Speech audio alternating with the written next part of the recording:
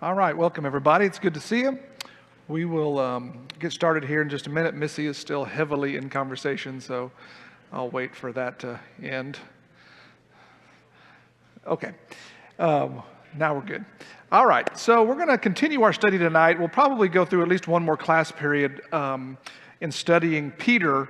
I think you know why it is useful to sit down and study. There's just a lot of really good stories and information that we learn about Peter, and we'll review a little bit of what we talked about last time and talk about a few more things as we just kind of go through. As I said, he's kind of bookended a little bit in that he had some things that were really encouraging. He had some things that he was rebuked for. There were things that he did that were the shame of his life. But then he did some things that just meant a lot to the mission of the kingdom. And so we're going to talk about that a little bit more tonight. So let's bow and pray, and then we'll begin. Our Father in heaven, we're thankful for every blessing you give us. We're thankful first and foremost for your Son, Jesus Christ. We're thankful for his sacrifice. We're thankful that even though we are sinners, you forgive us and you give us mercy and grace through him. We ask your forgiveness of our sins, and we ask that you would help us to live lives of obedience and service. We ask that as we're here together, that you would help us to encourage each other, that you would help us to bear each other's burdens, and that you would help us to exemplify you in everything we do. We pray all these things in Christ's name, and amen. All right, so we're going to look a little bit further about Peter tonight. As you remember, Peter was a fisherman, a simple person who was called during his fishing duties to go and follow Christ. We have evidence that he may have been one of the older apostles. He may have been close to 30 or around 30 years old, which shows that even Clay Morris could have been an apostle at his old age. And Taylor Leggett, by the way, when I said Taylor Leggett was in his 20s, I won't say who told me, but somebody carrying a baby came and wanted to correct me in no uncertain terms that he is most certainly not less than 30 years old. So I got that corrected. But he was still a young man, and we see, he does things that are somewhat impetuous, and these stories we get from him are just such good insight into what it was like to be a follower of Christ, an immediate follower of Christ. And so we looked at his calling, and then we looked at this story in Matthew 16 where Jesus was asking them about who that people say he is. And when he asked the apostles, Peter gave his answer, one of the most important phrases that we have written in the Bible, to say that he is the Christ, the Son of the living God. And let's remember what was said. Jesus then said, where did he get that information? Was it from this empirical evidence that he had seen it and recognized it? Where did he get it? The Father in heaven revealed it to him. Flesh and blood didn't reveal it, God did. And so he has this information that is so important to what Jesus is trying to accomplish. And then he goes on, and Jesus says some things that are very important, though they have been used in so many different ways incorrectly. What he says is very simple. He tells him that he's going to build his church on this truth that God has revealed, on this basic truth, that his church will be based on that, and that it is so strong that all of the schemes of the devil are not able to beat that. He said that Peter would be given the keys of the kingdom, and then there's this indication that it is really these disciples that will be given the keys to the kingdom. And we know, if we talk about Peter in particular, we know that later on he's going to be involved in one extremely important part of the mission of Christ. And how would we consider that opening doors? What did Peter lead the charge on that was so important to the ministry of Christ? Yeah, to bringing it to the Gentiles. And so that the concept of this keys to the kingdom kind of might play a little, but him preaching that. But then all of these disciples now going and establishing the model for what a Christian is to be, what the church is to be. And we see how important that is. And how important it is, we talked last time, you might have remembered Mr. Meyer's dastardly questions that he was asking. And the important part is that this was something that was told to these disciples, and they had special gifts to do that. And we don't have the ability to establish that model anymore. And him telling them this was very special. And he took this opportunity to establish that. Now, soon after that, he starts talking to his disciples about the fact that it says that it would be necessary for him to go to Jerusalem and suffer many things from the elders, chief priests, and scribes, and to be killed and raised up on the third day. Peter's reaction to that was to do what? He took him aside. It says he took him aside and he says, God forbid it. And I just think that he pulls him aside. And we're going to study another story here in a minute where he does almost the exact same thing. But he takes him aside and says, absolutely not. What you just said, I will never let it happen. And Jesus' reaction was to say what? Get behind me, Satan. And I thought it was a good point that was made last night, or last time we met, that what Jesus was saying was, you stop saying things like that. You're saying, God forbid it, that it will never happen.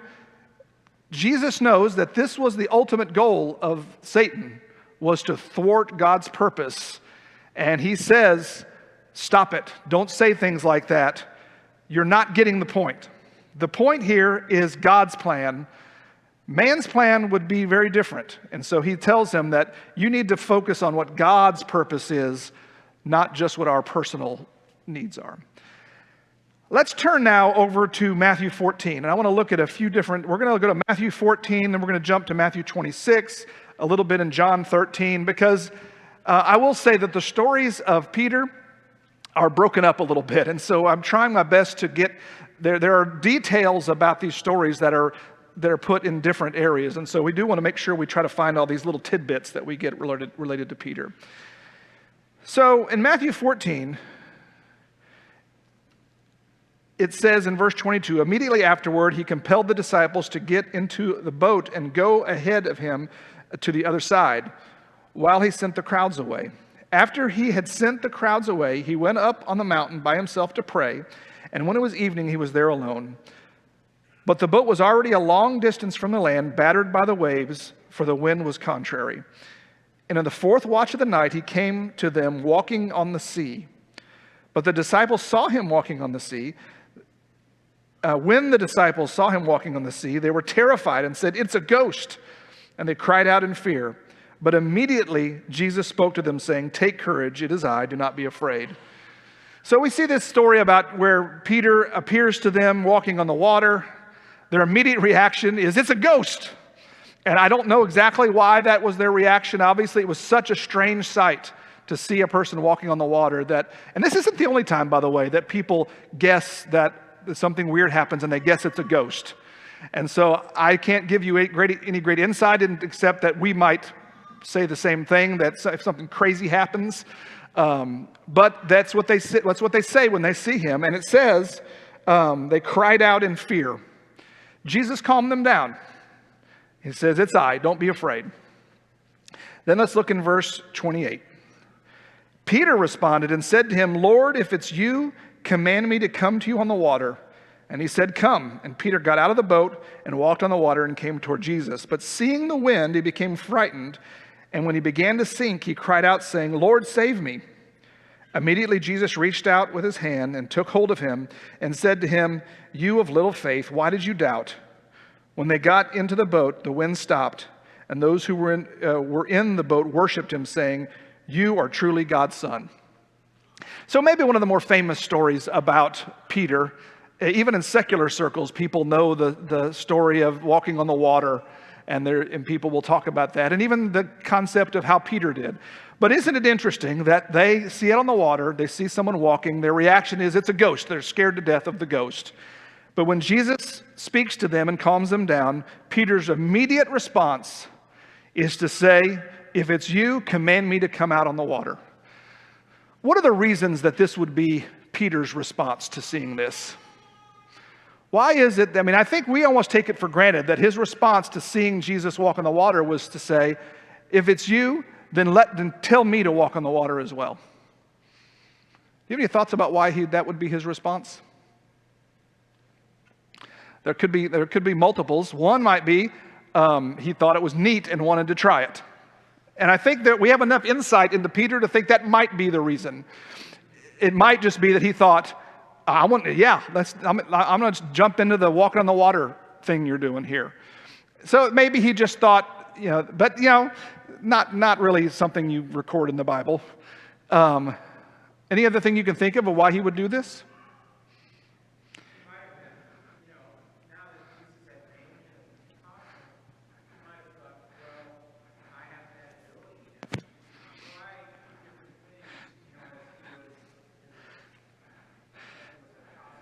Yeah.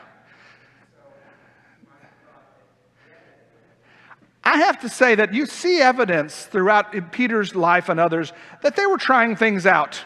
Peter definitely was one who would say things and would just, he was wanting to see, was this it? Or trying, and so it may be that he saw this and he thought, I need to take part in this, or this is something that I should be doing. And he wanted to see. Any other reasons you can think of why he does this? Isn't it interesting how he starts off where he says, Lord, if it is you, command me to come out on the water. And so that it makes me think that it wasn't on purpose that was recorded, that he said, if it's you. The part of this may have been confusion and wanting to prove this, but I think we have to recognize how hard it is to take a step onto open water, and that he had to take that step and start walking on water. And there was something about this scenario where he's still trying to figure out Jesus and how he's working and what he's doing and what powers Jesus is exhibiting. And I feel like this was just part of this ongoing engagement he has with Jesus about building this trust and understanding what he's dealing with here. But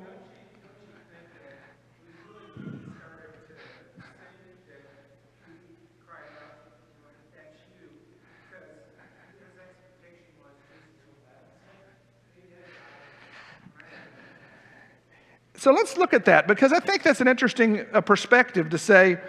It says, but seeing the wind, he became frightened, and when he began to sink, he cried out, saying, Lord, save me. That not only did he step out, and clearly he was given that ability, and it says, he walked on the water and came toward Jesus. But then what caused him to stop?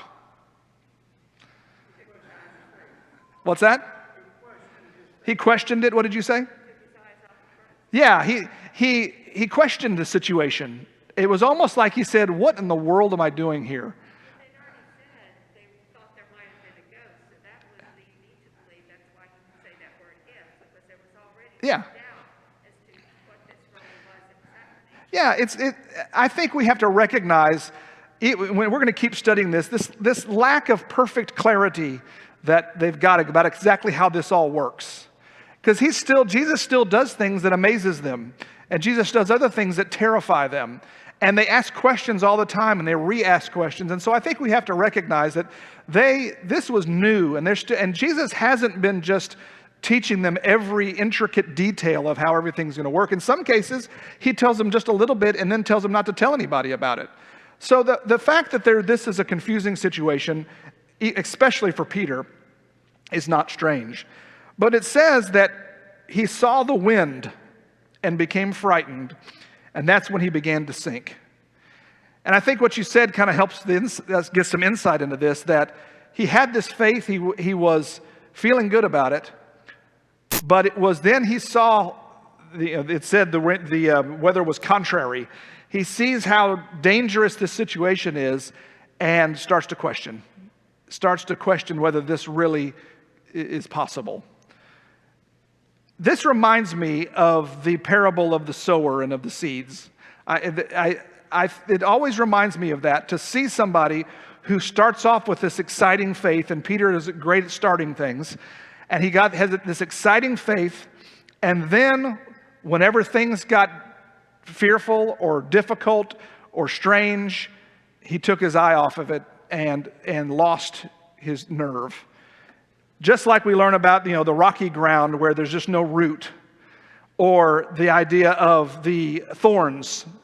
You remember what it says about whenever there's a seed and the thorns choke it out? What are those? What is the interpretation that Jesus gives us of those thorns? Do you remember? What's that? Cares of the world. When they talk about the thorns, when a person's I want to call it weeds, when their roots are going down, the thorns choke that out. And there's this idea that you're doing fine, but as soon as worries happen, it starts to tear down that strength of faith. Is there anybody in here who feels like they are drugged down frequently about worry? I would be willing to guess that there's a number of people in this room who almost worry all the time. Is anybody in here like that? Where they worry just about everything. There are other people in here who are eternal optimists who pretend like nothing bad will ever happen. There's some of you in here too. But it is interesting to me how prevalent in the conservative church an attitude of constant fretting and worry is. What is one of the most common, the most frequently made statements of the New Testament? It happens 365 times actually in the Bible. What is one of the most common phrases in the Bible? Do not fear. Do not worry. Fear not. Do not be anxious. Do not be concerned. And I think it was on purpose that it's such a common phrase from Jesus' mouth, from the apostles in the writings. Fear not. Do not fear. Yet, in this case, we see fear is what tore down his faith at this moment. We see the example of the cares of the world, things that are causing us to worry, tearing down. And I have to admit, I'm a person who's not a constant worrier, but when I do worry, it wears me out. I don't sleep. I'm a person who, if I have something that's worrying me, I'm the one who wakes up at 4:25 in the morning, and then it's done. There ain't any more sleeping happening. And am I the only one who, for some reason, if you wake up in the wee hours of the night, everything in your life seems 10 times worse than it really is, and then as soon as you walk out the front door that morning, it seems like it's not so bad. It's just all part of this kind of human condition, I think, that we are in our own head. But in this case, it's so interesting to me to see that Peter had Jesus himself successfully cause him to walk on water, and within moments sank because his faith became weak, and called out to Jesus and said, "Lord, save me." Immediately Jesus reached out his hand and took hold of him.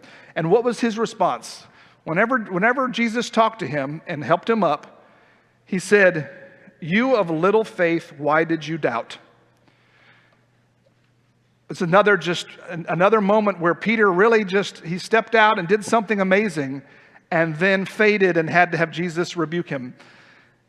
And have Jesus say to him directly, you who were defined by little faith. He had just defined him as a rock, and based on what he said, he would establish a kingdom. And he says, "You of little faith." And that makes me think that that's the kind of thing that we have to apply to ourselves. Is there anything wrong with doubting, with having doubts? I think there's one of those things that we find out that when we read Scripture, that some people learn from it that weaknesses and doubts are sin. And I think that sometimes that causes people to be defeatist about their capacity to be saved. But I feel like this story isn't designed to tell us that we should never have a moment like this, that we should never have a moment of weakness. We should never have a moment where our faith struggles. The question is, when we do, what happens then? What happens next? Peter did what? Peter had a moment of weakness. He was afraid and he went to sink. And what was his reaction? He said, "Lord, save me." And reached out and said, "Lord, save me." But Jesus said, "Why did you doubt?" And I think we just have to, we can't spend a lot of time on this, but I think we should think about this idea about what are the ebbs and flows of our life when it comes to strength of faith and weakness of faith?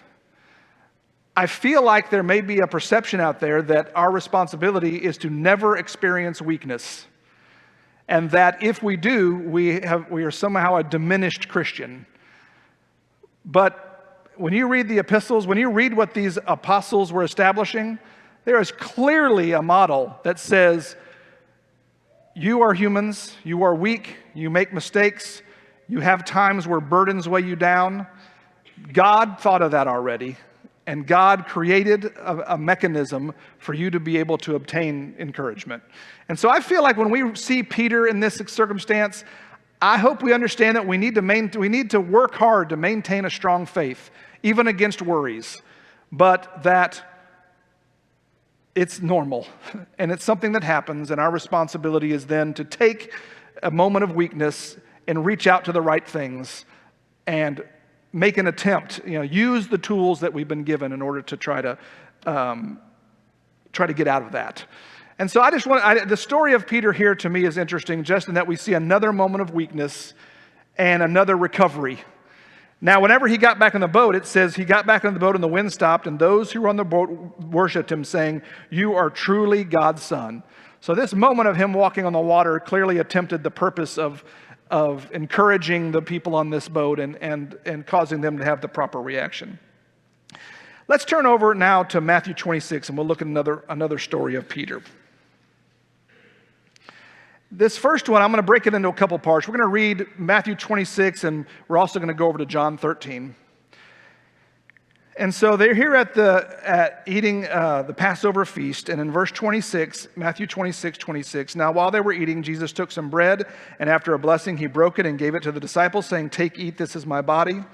And when he had taken a cup and given thanks, he gave it to them, saying, "Drink from it, all of you, for this is my blood of the covenant, which is being poured out for many for forgiveness of sins. But I say to you, I will not drink of this fruit of the vine from now on until the day when I drink it with you new in my Father's kingdom." After singing a hymn, they went out to the Mount of Olives. And so this is the scenario. He is hours from being arrested and going through his trials, and he is here establishing this supper with them. He tells them that it is his body and it is his blood, and he says, and he almost brings it now to this deadline, because he's been talking about how it's going to be necessary for him to go to Jerusalem, and this in the future what's going to happen. But in this scenario, he says, this is it. This moment we're sharing right now is the last time we're going to be doing this Passover together until we have the eternal Passover. And so he telegraphs to them that this is kind of a final moment. At some point during this, and we'll come back here in just a moment, but let's go to John 13. At some time during this, we see what happened in John 13. And we'll look in verse 3.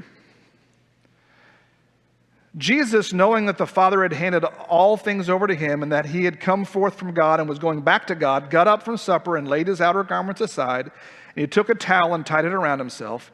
Then he poured water into the basin and began washing the disciples' feet and wiping them with the towel which he had tied around himself. So he came to Simon Peter and he said to him, "Lord, you are washing my feet?" Jesus answered and said to him, "What I'm doing you do not realize right now, but you will understand later." Let's stop there for a moment. So you see this scenario pointed out now where the disciples are around, and Jesus gets up and wraps a towel around himself and gets down and with water and starts washing their feet. Let me ask you this first question. Was having their feet washed a weird thing? No. Having their feet washed was a perfectly normal thing. It happened all the time. It was a normal custom for after walking in sandals, you go to someone's house and there would be someone to wash feet. And so the foot washing part was not strange. Who had responsibility for washing feet in these scenarios? The servant. The lowest one would have been the one. So the foot washing would have been normal, but done by the lowest servant. And they would have gotten up and wrapped a towel around them and girded up like it says, and they would have gotten the basin and done it this exact same way. And when Peter responds, we should definitely see this not as, what are you doing washing this? Why are you washing feet? What is the emphasis of what he says? Is it about washing feet? What's the emphasis of what Peter says back to him? Yeah. You are washing feet. Lord, you are washing feet? Wait a second. And I'm not sure that any of us would have had a different reaction. The person we were following, our rabbi, our master, the person that we're learning from, gets up and starts doing the lowliest task. I think maybe we would have said the same thing. Whoa, whoa, whoa, whoa, whoa. I'll take care of that. I mean, we didn't see Peter say that, but we might say, can we find somebody else to do this? And he says, he responds to him like that. Why would that bother Peter? Why would it bother Peter that Jesus was washing his feet? Maybe some of the answer is obvious, but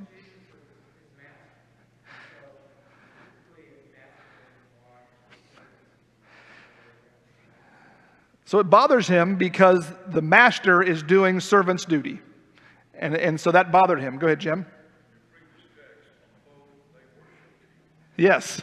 And so it was who they worshiped, truly the Son of God, and he's now doing this menial task. I think another part of this is, where does that put Peter?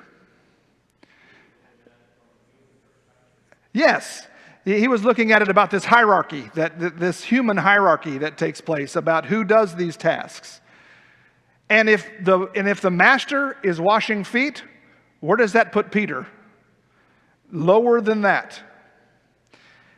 And so he says in verse 8, Peter said to him, "Never will you wash my feet." Jesus answered, If I do not wash you, you have no place with me." Simon Peter said to him, "Lord, then wash not only my feet, but also my hands and my head." Jesus said to him, "He who is bathed needs only to wash his feet, otherwise he is completely clean. And you are clean, but not all of you." For he knew the one who was betraying him, and it was for this reason that he had said, "Not all of you are clean." So this scenario, and this is one of those ones, I don't know if you ever have this thought, but I just think, just bless Peter's heart. He's just trying so hard. Am I the only one who sees that? It's just like, because he sees this and has this response that I can sympathize with. Wait, Lord, are you doing this? And then he says, "You will never wash my feet." And Jesus says, "Well, if I don't wash your feet, then you have no part of me." And what does Peter say? Well, yeah, okay, well, that's do feet then. And I have done that. I hope I'm not the only one who sometimes comes in a little too hot on something and then has to ratchet it back. Or I'm feeling a situation out, like say you're dating a girl and you keep wanting to impress her with the things you like, and you're feeling out which ones she likes too. And so you're like, "Yeah, no, I love Broadway musicals." And she says they're dumb, and you're like, "No, they're stupid. I'm joking. No, that's dumb." That's the story of my life, by the way, is because all the things I like are the most ridiculous, pitiful things that you could like. And so I'm like, I'm kind of into marching band, and then find out the girl doesn't like it, and you're like, "Yeah, marching band's for nerds. That's for the nerds." But I see this scenario with Peter. He's just coming out. He's coming in hot on all these things. "Lord, never will you wash my feet." And Jesus says, "Well, if I don't wash your feet, then you can't be with me." Okay, then let's wash everything. Let's just keep washing. I'll take all of it. And even that is corrected. And certainly Jesus was not being punitive here in any way. But it is interesting that Jesus was getting this just right, where he says, well, then wash all of me. And Jesus says, well, those who are clean, only need their feet washed. And he says, and then makes a point, maybe a subtle point here, about saying, not all of you are clean. Giving him some insight into that he knows what's going to happen from here. We should go on and read that Jesus makes his point in verse 12. When he had washed their feet and taken his garments and reclined at the table again, he said to them, "Do you know what I have done for you? You call me teacher and Lord, and you are correct, for so I am. So if I, the Lord and the teacher washed your feet, you also ought to wash one another's feet. For I gave you an example so that you would do just as I did for you.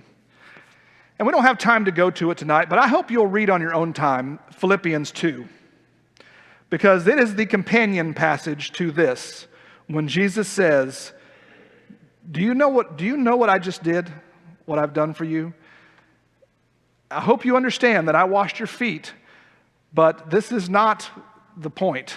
Your clean feet are not the point. He says, you call me Lord and Master, and you're right. I am the Lord. He doesn't diminish that. You are right. If I washed your feet, then you ought to wash one another's feet. Obviously. And I think that's what the point that comes out of this is, obviously, if the master is washing feet, you ought to wash others' feet. And in Philippians 2, when we see Jesus, have this attitude in yourselves that was also in Christ Jesus, that being in the form of God, he was not grasping to the form of God. Instead, he humbled himself. And it says that he humbled himself to be a man, but not just a man. What kind? A servant. And he wasn't just a servant. What else happened? He was killed. And so this Philippians 2 to me is such an important companion to this, to say the master came down to be a man, and not an important man, a servant. And that servant died. And he says, that's what you do. And he says that exact thing.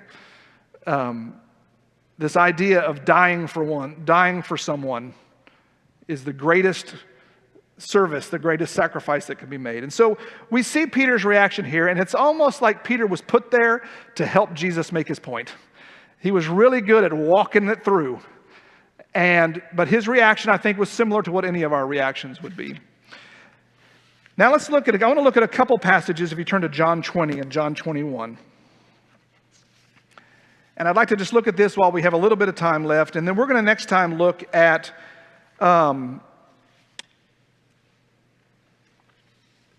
Jesus and his arrest and Peter's reaction, and then the sermon at Pentecost. Let me see if I want to do this yet. Let's come back to that. Let's go. I'm missing a page here. Oh, here it is. Okay. Let's keep going. I should have kept going here back to Matthew 26. I apologize. John 20 and 21 will come after this. We never finished Matthew 26. So we've gone over to John 13. We saw what else happened here at this supper. But now we'll look at Matthew 26, and we're going to start in verse 31. It says, then Jesus said to them, by the way, this was right after it says, and after singing a hymn, they went out to the Mount of Olives. Then Jesus said to them, you will all fall away because of me this night. For it is written, I will strike the shepherd, and the sheep of the flock will be scattered. But after I have been raised, I will go ahead of you to Galilee. But Peter replied to him, even if they all fall away because of you, I will never fall away. Jesus said to him, truly I say to you that this very night before a rooster crows, you will deny me 3 times. Peter said to him, even if I have to die with you, I will not deny you. And the disciples said the same thing as well. So everyone here knows the sad foreshadowing of this interaction, but I think we need to look at his response to Jesus, because this is once again where he steps in to say, absolutely not. Jesus says to them, you will all fall away because of me this night. I think Jesus here was not necessarily trying to establish a prophecy. I think he was trying to say, this is just a reality about what's going to happen. I think he was trying to indicate to them, you just don't have any idea about what's about to happen here. Every one of you will fall away because of it. And they have no concept, clearly. And he's telling them the story that says, listen, you don't know what's going to happen. All of you are going to go through some hard stuff. But after I've been raised from the dead, I'll meet you in Galilee. And once again, Peter was having none of it. And it says, even if they all fall away because of you, I will never fall away. How might we put that in our own words? I am the last person that's going to fall away from you. There is no way. And Peter has no concept. He's like, I can't even imagine falling away from you. And Jesus said to him, listen, tonight, before morning, you're going to deny me 3 times. And Peter responds, just as energetically, even if I have to die with you, I will never deny you. I will not do it. And it says the other disciples, clearly Peter had an influence because the other disciples were all, yes, we all agree. We will all die before we deny you. I'll make a side point here just to say, I feel like there's a whole lot of Christians who feel that way about themselves, who feel like there is nothing that could ever make me turn from God. There is nothing that would ever cause me to question my faith or question what I know is truth. There's nothing, it's impossible. It was impossible for me to ever be told something or experience something that would cause me to go away from God. What Bible verse does that remind you of? Yeah. And the idea that says, let him that stands take heed lest he fall. Were you going to say something else, Mr. Adams? The response after falling is, I don't believe I did. Yes, yeah, and then not understanding what caused it. But yeah, the idea that we would say it's impossible. And I will say that and I've seen lots of people that fall into this category, that their inability to recognize that faith can be weak causes them to be a real danger of falling away. I have seen people who, at their highest level of what they consider to be biblical enlightenment, be at the point where they are in the most danger of falling away. And this statement to me has to be something we think about. Recognize, and Jesus said it, Jesus did not skirt the issue. Recognize the frailty of being a human, recognizing the things that you might never imagine would cause pressure on you. Recognize the things that caused extremely strong people to lose their faith. And by doing that, I think we make ourselves stronger. And I think Peter here had to be taught that. Had to be taught, don't pretend like you're not susceptible to making mistakes. Verse 69 is where it proves out. Now Peter was sitting outside the courtyard, and a slave woman came to him and said, you too were with Jesus the Galilean. But he denied it before them all, saying, I do not know what you're talking about.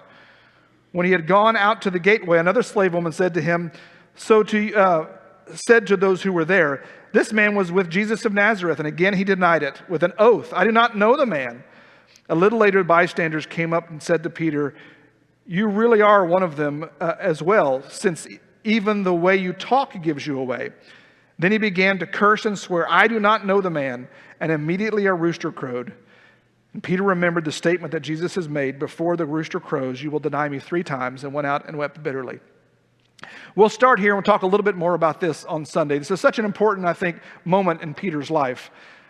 But isn't it interesting that this was hours before that he had said so emphatically, I will die before I leave you. Even if everyone else falls away, I will not leave you. And then some really influential, mean, nasty people came up and put him on the spot, right? He had to really answer for himself in front of the entire Sanhedrin. Now, what was it that caused him the first denial? Yeah, a slave girl. And it was just a girl came up and said, hey, weren't you with Jesus the Galilean? Nope. You are totally wrong. And so this is what it took for him to deny. Jay, were you going to say something? Yes, let me back up a little bit. Peter's good intentions, his well intentions that he made that statement, he started off with those intentions. Yeah. He swung at Malchus, cut his ear off. But then the circumstances changed when Christ put your sword away, and then all of a sudden that kind of, made his attention go elsewhere. Yeah. And then you get into the denying. Yeah, and I want to talk about that next time. There are people, and I'm one of them, who sometimes talk a big game, but when the chips are down, that's probably not an appropriate way of putting that. But whenever things get hard, or when things get really scary, it changes something. And all of a sudden, the decision-making process changes. So I want to start there next time. I want to look here again at what we learn about Peter, what he said and what he did, and how it is that we encounter things like this and how we deal with that. So thank you very much for your input tonight. We'll continue here in Matthew 26 on Sunday.